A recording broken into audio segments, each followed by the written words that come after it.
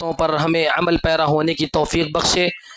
محترم سامعین، شیخ محترم نے آپ کے سامنے بڑی ہی پیاری باتیں، بڑی ہی پیاری نصیحت کی کہ انسان گناہ کرنے کے بعد جب اللہ کے پاس توبہ و استغفار کے لیے جاتا ہے تو اللہ تبارک و تعالیٰ کی خوشی کی انتہا کی جو مثال آخری میں شیخ نے دی، اس پر ہم لوگوں کو بڑی غور و فکر کرنی چاہیے کہ ہم کتنے دور اللہ سے ہو چکے ہیں اور اللہ سے ہمیں کتنی قریب ہونے کی ضرورت ہے۔ اللہ تبارک و تعالیٰ سے دعا ہے کہ اللہ تبارک و تعالیٰ شیخ محترم کو جزائے خیر عطا فرمائے اور شیخ محترم کے علم و عمل میں برکت عطا فرمائے اور شیخ محترم سے امت کی خدمت لیتا رہے۔ محترم سامعین، آپ کے سامنے سورۃ التکاثر کے تعلق سے کچھ باتیں میں رکھوں گا اور پھر اس کے اختتام میں جو آیت کریمہ ہے اس کے تعلق سے میں آپ کے سامنے کچھ باتیں وضاحت کرنے کی کوشش کروں گا۔ محترم سامعین، سب سے پہلے قرآن کریم کے چھوٹی چھوٹی صورتوں کے بارے میں الحمدللہ کافی دنوں سے ہمارے یہاں درس چلا ہے۔ ہم لوگوں نے فجر کی نماز کے بعد روزانہ مختصر انداز میں چھوٹے چھوٹوں صورتوں کی تلاوت کرنے کی کوشش کی اور ان صورتوں میں اللہ تبارک و تعالیٰ بندے سے کیا چاہتا ہے اور بندے کو کیا پیغام دینا چاہتا ہے، ان صورتوں کو معلوم کرنے اور سمجھنے کی ہم لوگوں نے کوشش کی۔ سب سے پہلے اللہ تبارک و تعالیٰ سورۃ التکاثر میں کہتا ہے، تکاثر کا معنی سمجھ لیجئے، تکاثر کا معنی ہوتا ہے زیادہ، کوئی بھی چیز۔ لفظ زیادہ تکاثر کا معنی عربی زبان میں، تکاثر کا مطلب اردو میں جو ہوتا ہے اس کا مطلب ہوتا ہے زیادہ۔ اللہ تعالیٰ کہتا ہے الہاکم التکاثر، یہ کنفرم ہے، یہ کنفرمیشن ہے کہ تم کو زیادتی نے ہلاک و برباد آلریڈی کر دیا ہے۔ ابھی انسان کی سوچ و خیال میں یہ بات آنے سے پہلے اللہ تعالیٰ نے کہہ دیا کہ تم ایک اصول یاد رکھو کہ جب تم کسی چیز کے بارے میں زیادہ کا خیال تمہارے دل میں آ جائے تو سمجھ لینا کہ تم آلریڈی ہلاکت و بربادی کی طرف جا چکے ہو۔ الہاکم التکاثر۔ اب اللہ تعالیٰ آگے کہتا ہے یہ زیادتی کی جو چاہت ہے انسان کو کہاں تک لے جاتی ہے؟ کیا اس کا کوئی سٹیج ہے کہ کہیں جا کے یہ زیادتی کی انسان کی خواہش رک جاتی ہے؟ ہاں، ایک سٹیج ضرور ہے، اور وہ کیا ہے؟ حتی زرتم المقابر، یہ لاسٹ سٹیج ہے۔ یہ ایسا سٹیج ہے کہ اس کے بعد انسان چاہتے ہوئے بھی زیادتی نہیں چاہ سکتا۔ حتی زرتم المقابر، انسان کا ایک سٹیج ہوتا ہے جب ابتدائی میں کوئی کام کرتا ہے، بزنس کرتا ہے، تو ایک وقت تک اس کو یہ خیال آتا ہے کہ بس چھوٹی موٹی کرانے کی دکان چل رہی ہے، اس کو تھوڑا سا بڑا گروسری سٹور بنا دو، اور پھر تھوڑے دن کے بعد اس کو یہ خیال آتا ہے کہ تھوڑا سا اس کو ایک شاپنگ مال کر دیتا ہوں تاکہ ساری ضروریات کی چیزیں ایک جگہ مل جائے۔ پھر اس کے بعد جیسے ہی ایک شاپنگ مال ہو جاتا ہے اس کے بعد انسان کی یہ زیادتی کی جو خواہش ہے اور پھر بڑھ جاتی ہے، بھائی ہر ڈسٹرکٹ میں ایک کم سے کم ہونا چاہیے، یا ڈسٹرکٹ میں ہر محلے میں ایک ایک ہونا چاہیے۔ اور پھر اس کے بعد جب ایسے ہو جاتا ہے، آپ دیکھیے آج بڑے بڑے دکانوں کے نام ہے، بڑی بڑی کمپنیوں کے نام ہے، ابتدا میں ایک گھر میں ایک چھوٹے سے مکان میں ابتدا ہوتی ہے اور پھر ان کی انتہا ابھی ہوئی ہی نہیں ہے آل انڈیا لیول پر، پھر اس کے بعد گلف میں، اس کے بعد ان کی انتہائی ختم نہیں ہوتی۔ اللہ تعالیٰ کہتا ہے حتی زرتم المقابر، یہ تمہاری چاہت تم کو خبروں تک لے جائے گی۔ ہر چیز ہم کو زیادہ چاہیے، مال ہم کو زیادہ چاہیے، عزت شہرت ہم کو زیادہ چاہیے، اولاد، کیونکہ پرانے زمانے میں اولاد ہی سب سے بڑا سرمایہ اور قیمتی سامان ہوا کرتا، اسی لیے لوگ اولاد پہ بڑا فخر کرتے تھے، میرے کتنے 10، میرے کتنے 12۔ تو یہ چاہت کثرت نے انسان کو برباد کر دیا۔ تکاثر، الہاکم التکاثر، آلریڈی برباد ہے جو لوگ زیادہ زیادہ زیادہ چاہتے ہیں۔ اور پھر اللہ تعالیٰ بار بار کہتا ہے، دیکھیے کلا سوف تعلمون، ہرگز نہیں، تم عن قریب جان لو گے۔ پھر اللہ کہتا ہے ثم کلا سوف تعلمون، ہرگز ہرگز جان لو گے۔ 4 مرتبہ اللہ تعالیٰ اس سورہ میں کہتا ہے کہ تم جانو گے، تم یقین جانو گے، ہرگز ہرگز یقیناً تم جانو گے۔ کب؟ قیامت میں تم کو لایا جائے گا۔ تم لوگ یہ جو دنیا کے اندر ہر چیز کی زیادتی زیادتی زیادتی چاہتے ہو نا، قیامت میں تم کو لایا جائے گا تم لوگوں نے کن چیزوں کی زیادتی کی خواہش کی تھی۔ تم کو جہنم دکھائی جائے گی، لَتَرَوُنَّ الْجَحِيمَ، جہنم دکھائی جائے گی۔ اور پھر جہنم کیسے دکھائی جائے گی؟ ایسے خواب و خیال میں نہیں دکھائی جائے گی، लतरबुन्नहा ऐनल यकीन, ये यकीनी आंखों से तुमको जहन्नम दिखाई जाएगी कि तुमने अपनी आखिरत को किस तरह से बर्बाद किया। किसकी चक्कर में? ज्यादती के चक्कर में। हर चीज ज्यादा चाहिए। इंसान का मामला बड़ा अजीब व गरीब है। हर मामले में इंसान को ज्यादती क्यों चाहिए? हर चीज का एक मयार होता है, एक मकाम होता है, लेकिन इंसान ने हर चीज को दुनिया ही से कंपेयर करना शुरू कर दिया। इंसान के जहन में असल मसला यह है कि आखिरत नहीं है। अगर आखिरत होती तो ये ज्यादती करना अच्छा होता। ज्यादती हर चीज में खराब है, लेकिन दुनिया के अंदर अल्लाह ताला ने कुरान करीम में कहा, नबियों ने दुआ की, रब्बी जिदनी इल्मा। किसी चीज की ज्यादती की आप अल्लाह ताला से दुआ नहीं कर सकते। ज्यादती मतलब सबसे ज्यादा, सफिशिएंट होने के बाद भी एक्स्ट्रा। हर चीज की एक लिमिट होती है। लेकिन इल्म एक ऐसी चीज है, क़ियामत की सुबह तक हर चीज का कोई ना कोई नया इल्म इंसान के पास आता रहेगा। इसीलिए अल्लाह ताला ने कहा, रब्बी जिदनी इल्मा, अल्लाह मेरा इल्म ज्यादती अता फरमा। तो ये कुरान करीम का, हदीस नबवी का और शरीयत इस्लामिया का इल्म ऐसा इल्म है जिसकी ज्यादती की दुआ कर सकते हैं। और ज्यादती इंसान को कामयाब भी करती है, और इस बात की भी गारंटी है। इंसान को ज्यादती हलाको बर्बाद ऑलरेडी कर चुकी है, और इंसान को ज्यादती, ज्यादा चाहना, आगे बढ़ना, वो भी इंसान को ऑलरेडी कामयाब कर चुकी है। जैसे साहबा कराम गरीब थे, कुछ साहबा कराम बहुत गरीब थे, जैसा कि आप लोग सुनते हैं बारह कि शादियों में उनके पास महर अदा करने के लिए सोने की अंगूठी नहीं है, अल्लाह के नबी सल्लल्लाहु अलैहि वसल्लम लोहे की अंगूठी तलाश करने के लिए कहते हैं। और कुछ साहबा कराम को तो सूरे पढ़ करके याद दिलाने का महर दे देते हैं। तो गरीब थे।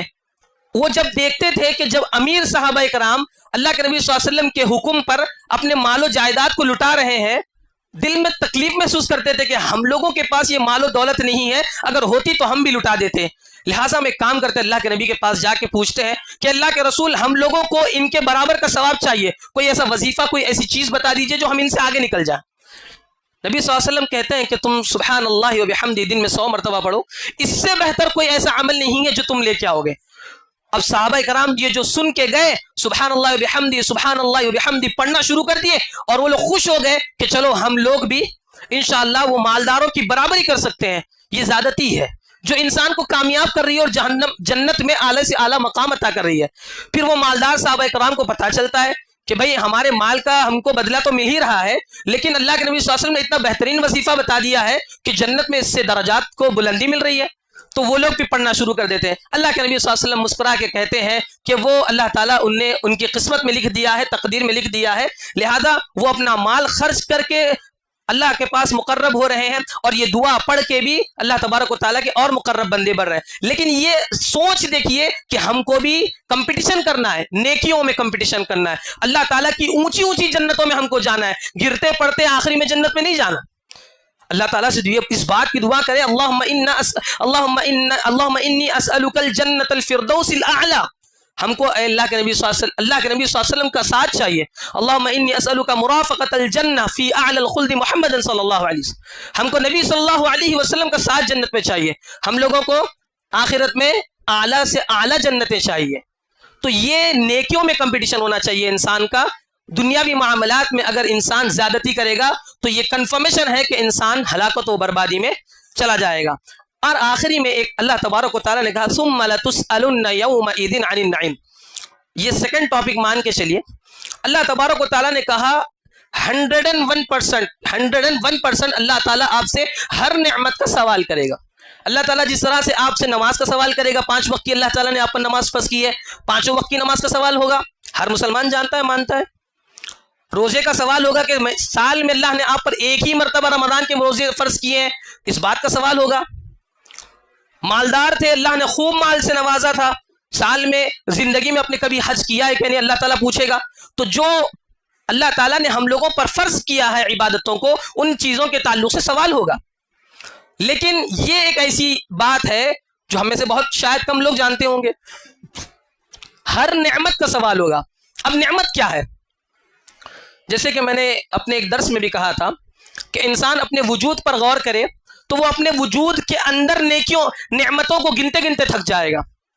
یہ نیک آنکھ اللہ کی نعمت نہیں ہے؟ جن کے پاس صحیح سلامت اللہ تعالیٰ نے جو آنکھیں عطا کی ہے وہ نہیں ہے، مان کے چلیے کسی کا نمبر بہت زیادہ ہے اور جب تک وہ چشمہ نہیں لگاتا اس کو سامنے کا کچھ دکھائی نہیں دیتا. کتنی بڑی اللہ کی نعمت ہے کہ ہمارا اگر چشمہ بھی نہ ہو تو ہم کو صاف صاف پوری دنیا دکھائی دیتی ہو. تو اللہ تعالیٰ یہ نعمت کے تعلق سے آپ سے پوچھے گا کہ میں نے تجھے آنکھ دی تھی، تو نے آنکھ کا استعمال کس طرح سے کیا؟ کیا گندی گندی فلمیں دیکھنے کے لیے تو نے اس آنکھوں کا استعمال کیا؟ کیا تو نے فحاشی کے لیے اپنی ان آنکھوں کا استعمال کیا؟ پوری زندگی کے اندر تم نے آنکھوں کا کیا کیا استعمال کیا؟ آنکھ سے پوچھا جائے گا. تمہاری زبان کو بند کر دیا جائے گا. تمہارے قرآن کریم کہتا ہے تمہارے ہر اعضاء کو، آنکھ کو زبان دے دی جائے گی، تمہارے کانوں کو زبان دی جائے گی، تمہارے ہاتھوں کو زبان دی جائے گی کہ تم نے تمہارے ہاتھوں سے کیا کیا. تمہاری زبان پہ تالا لگ جائے گا، تمہاری زبان سے کچھ نہیں پوچھا جائے گا. جب بذات خود اللہ تعالیٰ اس چیز سے پوچھے جس چیز سے تم نے گناہ کا کام کیا تھا، تو وہ کیا اللہ کے سامنے جھجکے گا؟ کیا اللہ کے سامنے شرم محسوس کرے گا؟ کیا اللہ کے سامنے بولنے سے بچے گا؟ اوپن آل، ہر قسم کے گناہوں کو اللہ کے سامنے تمہارے اعضاء ظاہر کر دیں گے. اللہ کے سامنے تمہارا پورا کچا چٹا کھل جائے گا اللہ کے سامنے کہ تم نے ان ہاتھوں کے ذریعے سے اپنی زندگی میں کون کون سے گناہ کیے تھے. ان آنکھوں کے ذریعے سے، یہ آنکھ اللہ کے سامنے گواہی دیں گے کہ اللہ ان آنکھوں کا استعمال اس بندے نے یہ وقت اس طرح سے کیا تھا. اور ایک بڑی خوشخبری بھی یہ ہے کہ جب انسان ان آنکھوں کا استعمال قرآن کریم کو پڑھنے میں کرتا ہے تو یہی آنکھیں اللہ تعالیٰ کے پاس حجت قائم کرے گی کہ اللہ تو نے اس بندے کو اتنی بہترین نعمت آنکھ سے نوازا تھا نا، تو اس نے اس کا استعمال بڑی اچھی چیزوں میں کیا، قرآن کریم کی تلاوت میں کیا، اور اب اس نے ان آنکھوں کا استعمال غیر محرم کی دیکھنے کی طرف نہیں کیا. اللہ تو نے ان ہاتھوں کو جو تو نے اپنے بندوں کو دیا صحیح سلامت، ہر اعتبار سے کسی کا محتاج نہیں بنایا. یہ چل پھرتا تھا تو اپنے پیروں پہ چل پھرتا تھا، تو اللہ اس نے ان پیروں کے ذریعے سے کسی پر ظلم نہیں کیا. کوئی غلط کام کرنے کے لیے پیروں کو اس نے اپنے قدموں کو نہیں اٹھایا. تو اللہ تعالیٰ ہر نعمت کے بارے میں سوال کرے گا. تو کیا ہمارے پاس اللہ تعالیٰ کی اتنی نعمتوں کے سوال و جواب دینے کے لیے تیاری ہے؟ اللہ تعالیٰ ہمارے دل سے پوچھے گا، ہمارے دل کو اللہ تعالیٰ زبان دے دے گا کہ ہم اپنے اس دل میں کتنوں کے لیے حسد پال کے رکھیں، اپنے دل میں کتنے لوگوں کے لیے برائی کے دروازے کھلے رکھے ہوئے ہیں. تو یاد رکھیں اس بات کو کہ ہر نعمت کے بارے میں سوال ہوگا، اور جب سوال ہوگا تو آپ کی زبان کے علاوہ ہر اعضاء آپ کے لیے گواہی دے گی.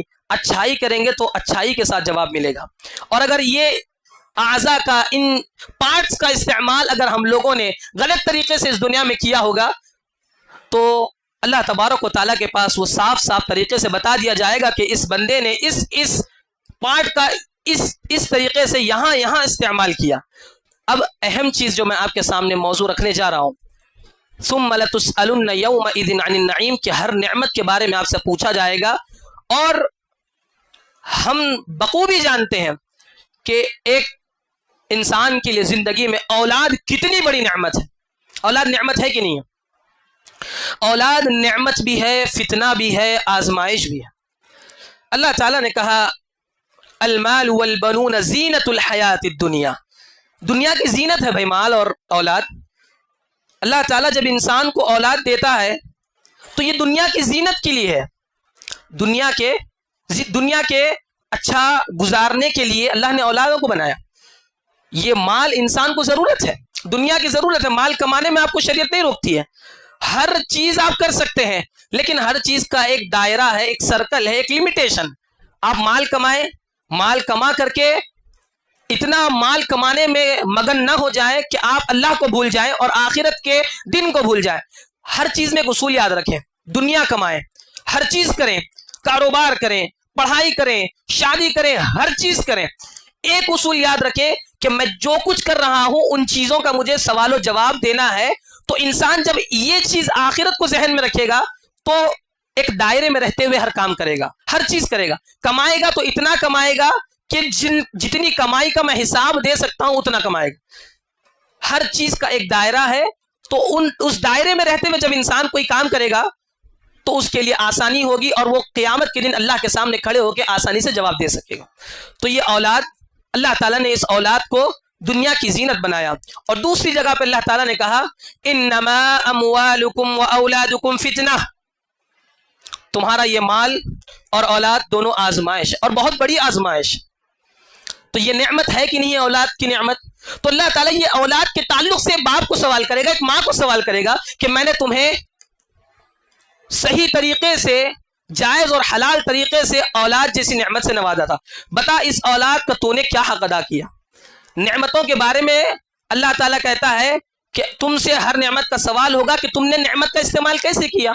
اب میں نے تم کو نعمت دے دی اولاد کی شکل میں, تم نے اس نعمت کا کیسے استعمال کیا. اور یہ بات یاد رکھیں, ہر نعمت شکر گزاری کا مطالبہ کرتی ہے. جو بھی نعمت ہے ہر نعمت کے اوپر ہم کو شکر گزاری کرنا ہے. اللہ کے فضل و کرم سے الحمدللہ اللہ نے فون دلایا, اللہ کا شکر ہے الحمدللہ. یہ سب سے پہلا سٹیج ہے. نعمت کے پانے کے بعد اللہ تعالیٰ کے لیے حمد و ثنا بیان کریں, الحمدللہ کہیں. دوسرا سٹیپ یہ ہے کہ اس نعمت کا صحیح استعمال کریں.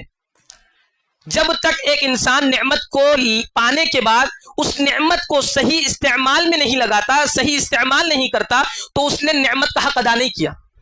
آپ فون لے لیے, الحمدللہ بول دیے, اس کے بعد فون میں سب الٹے پلٹے غلط سلط چیزیں استعمال کر رہے ہیں, اور زبان سے تو الحمدللہ کہہ دیے, سمجھ رہے کہ ہم نے موبائل پانے کے بعد اللہ کی نعمت کا شکر ادا کر دیا. نہیں, نعمت کا شکر اس وقت ادا ہوگا جب نعمت کا صحیح استعمال ہوگا.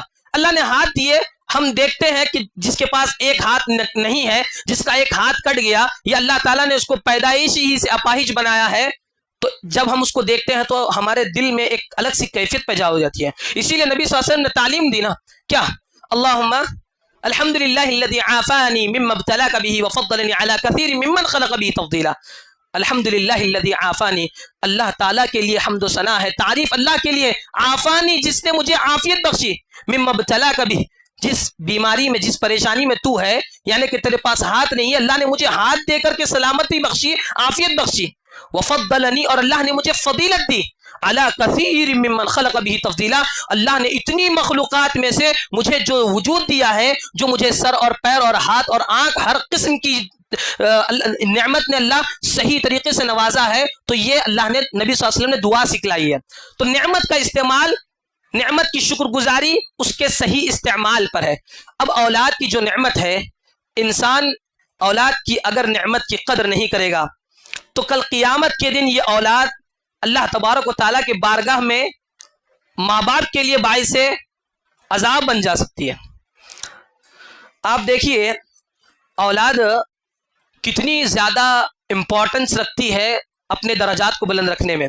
اللہ کے نبی صلی اللہ علیہ وسلم نے فرمایا, اذا مات ابن آدم انقطع عمله الا من ثلاث او ولد صالح يدعو له. بارہا یہ حدیث سنتے ہیں, جو آدمی یہ چاہتا ہے کہ میری موت کے بعد میں جنت میں اعلیٰ سے اعلیٰ درجات میں جاتے رہوں اور یہ درجات کا سلسلہ نہ رکے, بلکہ آج یہ درجہ ہے تو کل یہ, اس کے بعد پھر وہ, پھر اس کے بعد وہ, یہ درجات کا سلسلہ اگر کوئی چاہتا ہے کہ بڑھتا رہے تو نیک اولاد چھوڑ کے مرنا. مفسرین یہ حدیث کی تفسیر میں کہتے ہیں کہ 100 مساجد بنانے سے بہتر ہے کہ ایک نیک اولاد کو چھوڑ کے جاؤ.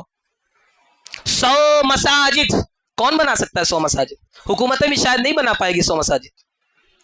100 مساجد بنانے سے یہ بات بہتر ہے کہ آدمی اپنی اولاد کو توحید پرست بنا کے مرے, اپنی اولاد کو زندگی کے اندر اللہ کے سامنے کسی کے ساتھ سامنے ہاتھ نہ پھیلانے والا بنا کے مرے. انسان اپنی اولاد کو 5 وقتہ نمازی بنا کے مرے, انسان اپنی اولاد کو حرام کاریوں سے بچا کے مرے, ہر قسم کی زندگی کے اندر اللہ کی فرما برداری اور اللہ کی نافرمانی سے بچنے والا بنا کے مرے. یہ 100 مساجد بنانے سے بہتر, اور یہ بہت بڑی بات ہے, اور بہت کم لوگ اس بات کی تربیت کی طرف توجہ دیتے ہیں. تو یہ بات یاد رکھیں کہ جنت میں درجات کا سلسلہ انسان کا ختم نہیں ہوتا مرنے کے بعد بھی, اگر اس کی اولاد نیک ہے اور اس کی اولاد اس کے لیے دعا کرتے رہتی ہے. نیک اولاد دعا کرے گی نا. ہم میں سے کتنے لوگ ہیں, سچ سچ بتانا, جو اپنے والدین کے لیے روزانہ دعا کرتے ہیں؟ ہمارے والدین ہمارے ہر سجدے میں دعا کے حقدار ہیں, یہ بات یاد رکھیں. رب ارحمہما کما ربیانی صغیرہ سے, اس دعا سے ہمارا کوئی سجدہ خالی نہیں جانا چاہیے. ہمارے والدین کے کتنے احسانات ہم پر ہیں, ہم گن نہیں سکتے ہمارے والدین کے احسانات کو. جب خود والد بنیں گے نا تب احساس ہوگا کہ والد کی کیا ہماری زندگی میں اہمیت ہے اور اس نے کیا قربانیاں دی ہے. اور جب ایک لڑکی ماں بنے گی تب اس کو سمجھ میں آئے گا کہ اس کی ماں نے اس کو یہاں تک لانے کے لیے کتنی قربانیاں دی ہے. جب انسان اس سٹیج پہ پہنچ جاتا ہے تب اس کو پتا چلتا ہے کہ اس کے والدین نے اس کے لیے کیا قربانیاں دی ہے۔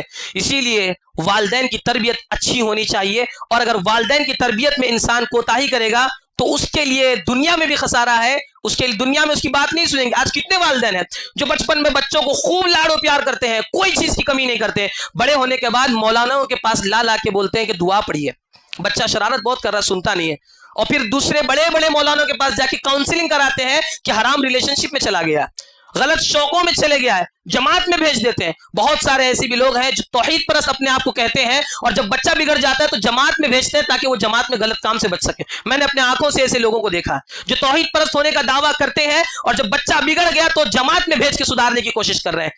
تم جب بچہ پیدا ہوا تھا تب کیا کر رہے تھے؟ جب بچے کی پرورش کا اصل وقت تھا جب تم کیا کر رہے تھے؟ جب تم کو فکر نہیں تھی کہ میرا بچہ اس طرح سے اگر میں تربیت کروں گا تو کل کے دن میرے لیے کیا اچھا ہو سکتا ہے، کیا برا ہو سکتا ہے۔ تو یہ اولاد کی نعمت جو ہے دنیا میں بھی بڑی فائدہ دیتی ہے۔ آپ دیکھتے ہیں، وہ میں نے جس وقت حدیث سنائی تھی کہ جو جائز وسیلہ ہے اس میں سے ایک آدمی نے دعا کی، اے اللہ میں نے اپنے بوڑھے والدین کو میں روزانہ دودھ پلاتا تھا، روزانہ ان کے لیے کھانا لا کے دیتا تھا، لیکن ایک دن ایسا ہوا کہ وہ لوگ سو گئے، لیکن میں نے ان کو جگانا بھی مناسب نہ سمجھا، یہ تربیت۔ اور اس کے بعد اپنی بیوی بچوں کو بھی میں نے نہیں پلایا، بلکہ انتظار میں کھڑا رہا کہ جب ان کی آنکھ کھلی جب ان کو پلا دوں گا۔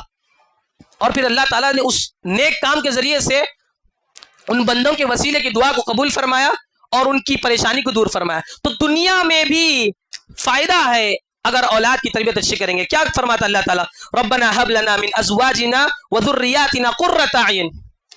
آنکھوں کی ٹھنڈک ہے دنیا کے اندر بھی اور آخرت کے اندر بھی۔ تو اولاد کی تربیت کی کون ہم میں سے فکر کر رہا ہے اور کون فکر نہیں کر رہا ہے، یہ بات دیکھیں۔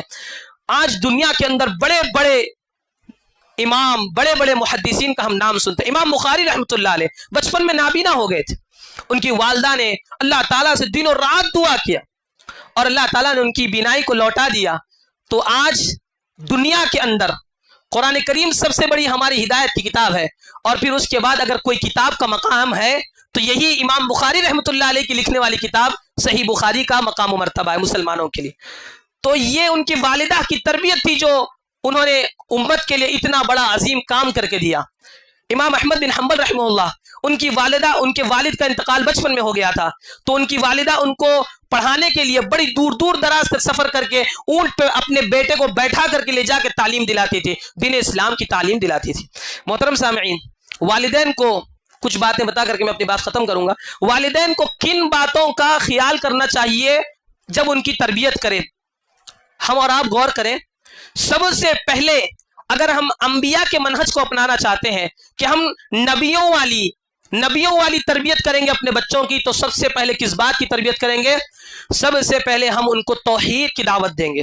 بچپن سے بچوں کو اللہ تبارک و تعالیٰ کے ایک ہونے کی، اللہ تبارک و تعالیٰ کے اکیلے عبادت کرنے کی اور اللہ تبارک و تعالیٰ کے علاوہ کسی اور کی عبادت نہ کرنے کی اگر دعوت دیں گے تو بچہ آگے چل کے موحد رہے گا۔ اور یہ زمانہ آج کا ایسا زمانہ ہے کہ بچے آگے چل کے مسلمان بھی باقی رہیں گے یا نہ رہیں گے اس بات کی بھی کوئی گارنٹی نہیں ہے۔ اتنا زیادہ ایتھیزم فاسٹ پھیل رہا ہے، اتنا زیادہ ایگنوسٹک فاسٹ پھیل رہا ہے کہ دیکھتے دیکھتے علماء کے گھر کے بچے ملحد ہو رہے ہیں، علماء کے گھر کے بچے اور بچیاں گھروں سے بھاگ رہے ہیں۔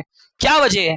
تربیت کی بہت زیادہ کمی ہے۔ ہم لوگ بس کہنے کے کام کے نہ رہیں، بلکہ ہر آدمی اپنے آپ کو ذمہ دار سمجھے اور اپنی ذمہ داری کو سمجھتے ہوئے بچوں کی تربیت میں سب سے پہلے زیادہ زور دے اور ہمیشہ بچوں کو توحید کی دعوت دے۔ یہ نہیں کہ جب بچہ بڑا ہو جائے گا، مکتب میں جائے گا، مدرسے میں جائے گا تو مولانا ان کو سکھائیں گے، نہیں، سب سے پہلے ماں اپنے بچے کو سکھائے گی کہ توحید کیا ہوتی ہے۔ اٹھتے بیٹھتے قل اللہ احد اللہ الصمد کا ترجمہ سنائے، اٹھتے بیٹھتے اللہ اللہ ربی لا اشرک بہ شیئا پڑھائے، اٹھتے بیٹھتے یہ بات سکھائیں کہ اللہ ایک ہے، اللہ کے سوا کوئی نہیں ہے۔ جب بچہ بولنا سیکھے گا اور یہ بولنا سیکھے گا، جب اس کی توتلی زبان اور لکناہٹ زبان کے ساتھ وہ یہ بات بولتے بولتے بڑا ہوگا کہ اللہ کے سوا کوئی نہیں ہے، ایک اللہ ہی اکیلے عبادت کے لائق ہے، تو یہ بچہ آگے چل کے امام بن سکتا ہے، یہ بچہ آگے چل کے مسلمانوں کا رہبر اور رہنما بن سکتا ہے۔ اور اگر بچے کو ABCD پڑھائیں گے اور بچے کو گانے سنائیں گے اور بچے کا ماحول صحیح نہیں رکھیں گے تو یہ امید بھی مت رکھنا کہ تمہارا بچہ آگے چل کے کل مسلمان بھی باقی رہے گا۔ دعا تمہارے لیے کرنا تو بڑی دور کی بات۔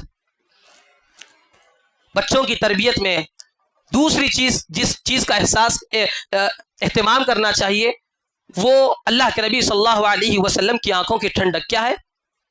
زور سے بولیے، کیا ہے؟ آواز ہی نہیں آ رہی۔ نماز.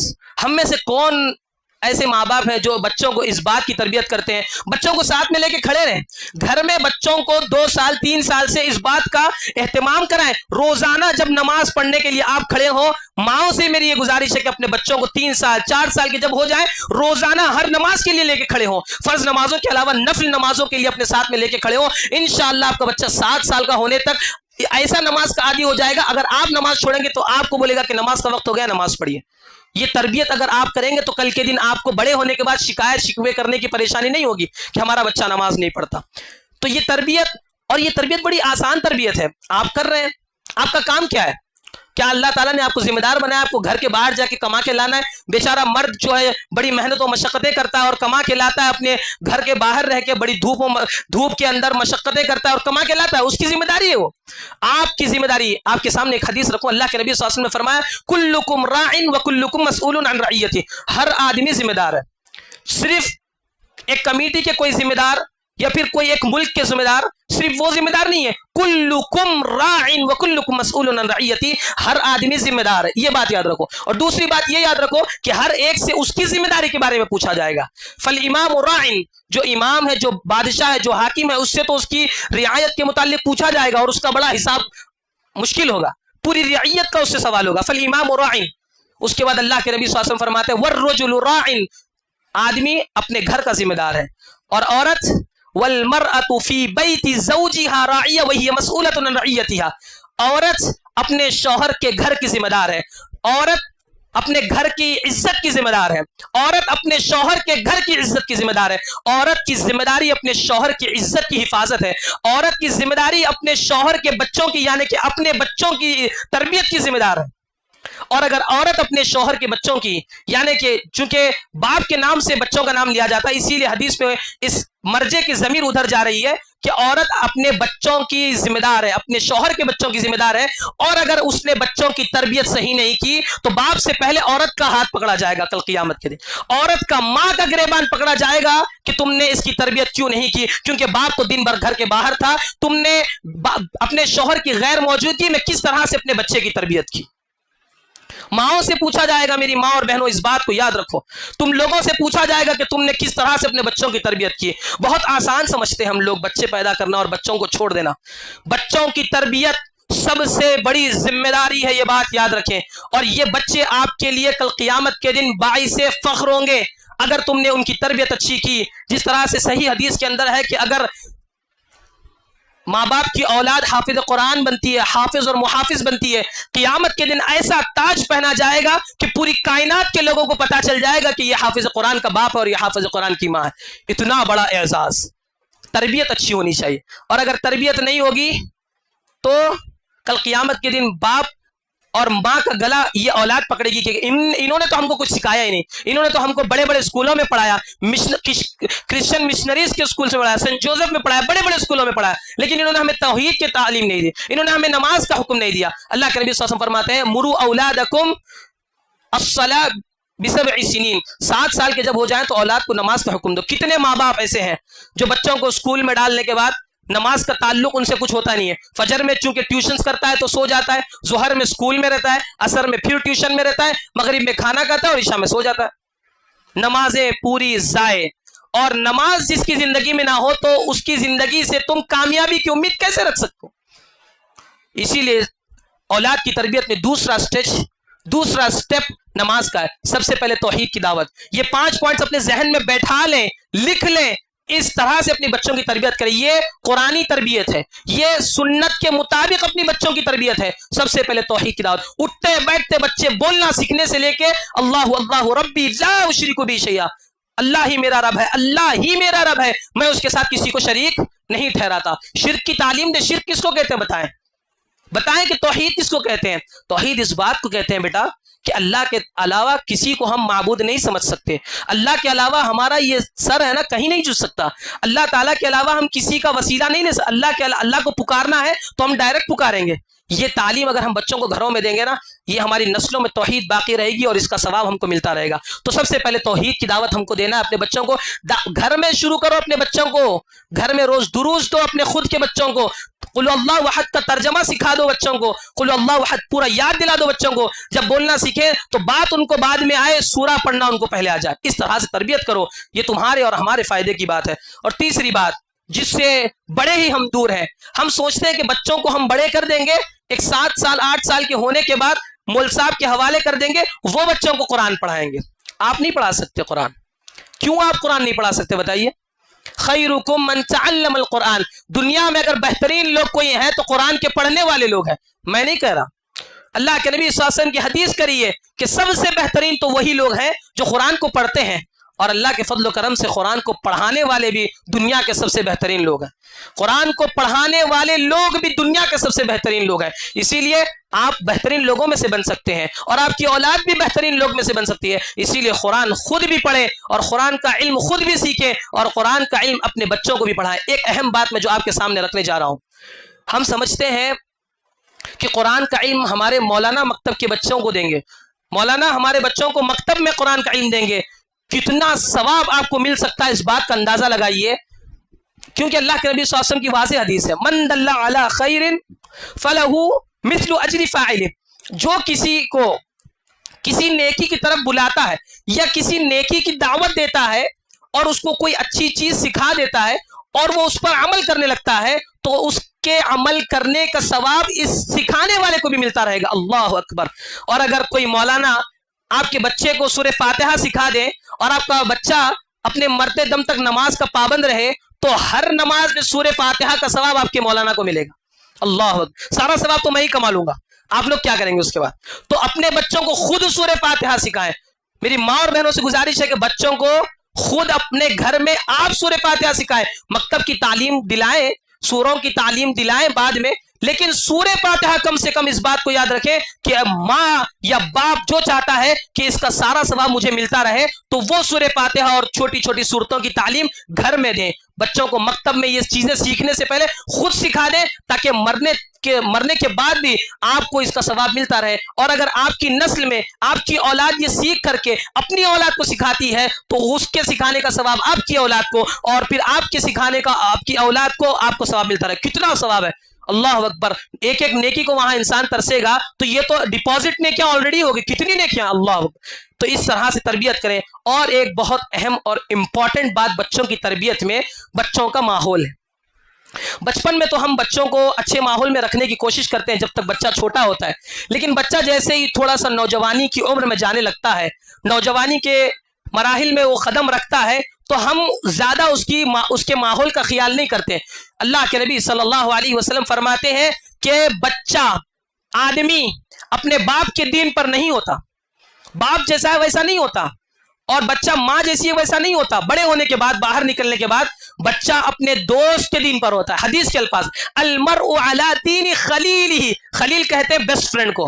और गौर करें कि आपका बेटा किसको बेस्ट फ्रेंड बना रहा है, कौन से शराब पीने वाले को बना रहा है, कौन से सिगरेट पीने वाले को बना रहा है, कौन से गाली गलौज करने वाले को बना रहा है, कौन से नमाज छोड़ने वाले को बना रहा है। आप तरबियत में इस बात का ख्याल रखें कि आपका बच्चा कौन से फ्रेंड सर्कल में उठता बैठता है। आप जायजा लें, आप बाप है, आपसे पूछा जाएगा कि आपने इसको देखा तो किस हालत में देखा फ्रेंड सर्कल में। तो बच्चों का माहौल अच्छा करें। जब माहौल अच्छा होगा ना, तो बच्चा ऑटोमेटिक अच्छे रास्ते पर चलेगा। इसीलिए बोलते हैं संगत का असर पड़ता है ना, संगत का बुरा असर भी पड़ता है, संगत का अच्छा असर भी पड़ता। तो अगर हम बच्चों को संगत अच्छी देंगे तो बड़ा अच्छा असर पड़ेगा। आप लोगों की जबान में, नॉर्मल जो गांव की जबान में संगत, तो संगत का बड़ा असर पड़ता है। तो इस बात का ख्याल करें कि हमारे बच्चों का दोस्ताना इल्मी माहौल हो, मौलाना लोग उनके दोस्त हो, इमाम साहब उनके दोस्त हो, और दीनदार लोग उनके दोस्त हो, जिससे वो बात करें तो उनके दरमियान दीनी बात हो। दुनियावी बात तो वो बहरहाल बाहर निकलने के बाद करेगा ही करेगा, लेकिन जब तक वो इस्लामी और दीनी माहौल में रहेगा तब तक उसका बड़ा फायदा होगा। और सबसे बड़ी और इंपॉर्टेंट और अहम बात, हर बात इंपॉर्टेंट है इसीलिए हर मर्तबा इंपॉर्टेंट बोलना पड़ता है, अपनी औलाद के लिए दुआ करना। कुछ माओं का जब सब्र का पैमाना लबरेज हो जाता है, जैसे मुझसे पहले शेख मोहतरम ने बताया कि जब माँ अपने बच्चे से बहुत ज्यादा गुस्से में हो जाती है तो बच्चे को उल्टा सीधा बोलने शुरू कर देती है। और बहुत माओं को मैंने अपनी कानों से सुना है, कहती है कि बहुत बुरे बुरे अल्फाज कहती है, कहना मुनासिब नहीं है मिंबर रसूल से। बच्चों को बद्दुआ कभी ना दें। आप इमाम सुदैस का बड़ा वाकया, बड़ा मशहूर वाकया और बड़ा सुनते होंगे कि इमाम सुदैस जो काबतुल्लाह के इमाम और दोनों मस्जिद नबवी और मस्जिद हरम दोनों के सबसे बड़े अभी प्रेसिडेंट वही हैं, ان کی والدہ کا قصہ سنتے ہیں. مجھے تو پہلے یقین نہیں ہوتا تھا, لیکن بعد میں نے آرٹیکل پڑھا اور واقعی میں ان کی جو سٹوری ہم سنتے ہیں وہ حقیقت پر مبنی ہے اور صحیح طریقے سے مبنی ہے. ان کی زبانی میں نے اس بات کو سنا ہے. تو جب وہ بچپنے میں تھے, چھوٹے تھے, تو بڑے شرارتی تھے, بڑی شرارت کرتے تھے. تو جب ان کے گھر مہمان آئے تو ان کی والدہ نے مہمانوں کی مہمان نوازی کے لیے گھر میں کھانا بنایا, تو انہوں نے گھر میں جو سالن پک رہا تھا اس میں مٹی لے کے جا کے ڈال دی. جو مٹی جو کھیل رہے تھے وہ مٹی لے کے جا کے برتن میں ڈال دیے, پورا سالن خراب ہو گیا.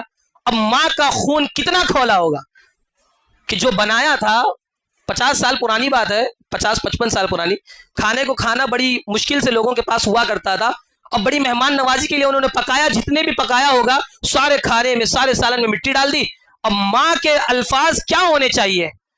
ستیاناس ہو گیا, غلیظ پٹا ہے, یہ وہ, کچھ نہیں. کہا کہ جا, اللہ تجھے کعبے کا امام بنایا. اللہ تعالیٰ نے اس وقت کی دعا کو قبول کر لیا اور امام سدیس رحمہ اللہ کو اللہ تعالیٰ نے کعبے کا امام بنا دیا. ماؤں سے میری گزارش ہے کہ وہ اپنی اولاد کو کبھی بد دعا نہ دے. حضرت ابراہیم خلیل اللہ علیہ السلام نے اپنے بچوں کے لیے دعا کی, اور باپ کا اپنے بیٹے سے کانورزیشن دیکھیے. جب اللہ تعالیٰ نے حکم دیا کہ اپنے بیٹے کو ذبح کر دو, اگر اللہ کی حقیقی محبت کرنے والے تم اپنا دعویٰ کرتے ہو تو اپنے بیٹے سے مشورہ کرتے ہیں. ابھی اپنے بیٹے سے مشورہ کرتے ہیں. اللہ کے حکم پر فوری عمل بھی کر سکتے تھے, لیکن یہ ایک نصیحت اللہ تعالیٰ ان کے ذریعے سے امت کو دینا چاہتا تھا, کیونکہ اللہ نے کہا لقد کان فی ابراہیم اسوہ, ابراہیم علیہ السلام کے اندر بھی تمہارے لیے نمونہ ہے, آئیڈیل ہے. ابراہیم علیہ السلام بھی ہمارے لیے آئیڈیل ہے. تو ابراہیم علیہ السلام اپنے بیٹے سے مشورہ کر رہے ہیں. کون باپ اپنے بچوں سے آج مشورہ کرتا ہے بتائیے؟ بیٹے سے مشورہ کر رہے ہیں کہ مجھے اللہ نے ایسا حکم دیا ہے, تمہارا مشورہ کیا ہے بتاؤ. اب بیٹے کی تربیت جس طرح سے کرو گے نا, بیٹا اس طرح سے جواب دے گا. بیٹے نے بھی جواب دیا, اللہ کا حکم ہے, آپ ابا جان کر گزریے, میں تو صبر کرنے والوں میں سے ہو جاؤں گا. تو یہ تربیت کا اثر ہوتا ہے دنیا میں بھی اور آخرت میں بھی. لہٰذا مائیں اور باپ اپنی اولاد کے لیے کثرت سے دعا کریں اور کبھی بد دعا نہ کریں, اور دعا اللہ تعالیٰ سے ہمیشہ اپنی اولاد کے لیے کرتے رہیں, کیونکہ اولاد ہی آپ کا ایسا ذخیرہ اور ایسا ذریعہ ہے جو آپ کو دنیا میں بھی آپ کی خدمت کر کے سکون کا موقع دے سکتا ہے, اور آخرت میں بھی اولاد آپ کے لیے باعث ثواب اور باعث اجر بن سکتی ہے. اور یہ تو کرنے والی چیزیں ہو گئی, اور نہیں کرنے والی چیزیں تو ہم سب جانتے ہیں لیکن اس پہ عمل نہیں کر رہے. موبائل ہم سب جانتے ہیں, بڑوں کے لیے, چھوٹوں کے لیے, سب کے لیے نقصان دہ ہے, لیکن پھر بھی موبائل کا ہم لوگوں سے بچوں کو دینا چھوٹ نہیں رہا ہے. لیکن اگر آپ چاہتے ہیں کہ حقیقی معنوں میں بچوں کی تربیت کریں, اور اگر بچہ بہت زیادہ عادی ہو چکا ہے تو تھوڑی تھوڑی ٹائمنگ دے کر کے بچے سے موبائل کا فتنہ ختم کر دیں. اور اسی کے ساتھ ساتھ بچوں کو دوسروں کے بچوں کے ساتھ کمپیئر نہ کریں. بڑا غصہ آتا ہے جب ماں باپ اپنے بچوں کو دوسرے بچوں کے ساتھ کمپیئر کرتے ہیں. بھائی اللہ تعالیٰ سب کو ایک جیسی صلاحیت نہیں دیتا. کیا میں اور آپ ایک جیسے ہو سکتے ہیں؟ آپ سافٹ ویئر انجینئر ہے تو کیا میں سافٹ ویئر انجینئر بن سکتا ہوں؟ آپ کی صلاحیت مجھ میں نہیں آ سکتی اور میری صلاحیت آپ میں نہیں آ سکتی. لہٰذا بچوں کو دوسروں کے بچوں کے ساتھ کمپیئر نہ کریں, اور خود بھی ایسی کوئی مثال کریٹ نہ کریں جس سے آپ کے بچے پر غلط اثر پڑے اور بچہ آپ سے نفرت کرنے لگ جائے بچپن ہی سے. اسی لیے بچوں کے ساتھ اس بات کا خاص خیال رکھیں. اللہ تبارک و تعالیٰ سے دعا ہے کہ اللہ تبارک و تعالیٰ ہم کو اولاد جیسی نعمت کی کما حقہ قدر کر کے اپنے لیے دنیا اور آخرت کا بہترین ذخیرہ تیار کرنے کی توفیق عطا فرمائے. اللہ تبارک و تعالیٰ ہم تمام کے نیکیوں کو قبول فرمائے. اللہ تعالیٰ ہم کو جب تک زندہ رکھے ایمان و اسلام کی حالت میں زندہ رکھے, جب بھی موت دے ایمان و اسلام کی حالت میں موت دے. محترم سامعین, اللہ تعالیٰ کا بے پناہ شکر و احسان اور فضل و احسان ہے کہ رمضان المبارک کے 27 شب ہم سے رخصت ہو چکے ہیں, اور الحمدللہ میری گزارش پر اور اللہ تعالیٰ کی توفیق پر آپ لوگوں نے اپنا وقت الحمدللہ مسجد حمزہ کو دیا, اور آپ لوگ بڑی ہی غور و اطمینان کے ساتھ تراویح کی نماز میرے پیچھے پڑھی, اور الحمدللہ آپ لوگوں نے دروس سے بھی فائدہ اٹھایا. بڑی خوشی ہوئی کہ آپ لوگوں نے ایک بات پر الحمدللہ اپنے 27 دن یہاں پر موجود رہے, اور اللہ تعالیٰ کے فضل و کرم سے آپ لوگ موجود رہے, اور میں نے کچھ باتیں یہاں سے سیکھی اور کچھ باتیں آپ لوگوں کو سکھائی. لہٰذا ہر ایک کا آنے کا وقت ہوتا ہے اور جانے کا بھی وقت ہوتا ہے. لہٰذا آج کی تراویح کے بعد انشاءاللہ میں کل رخصت ہو جاؤں گا. لہٰذا اب میں سے جو کچھ غلطی ہوئی ہو یا پھر کوئی اصلاح کی ضرورت ہو تو آپ لوگ مجھے بتا سکتے ہیں.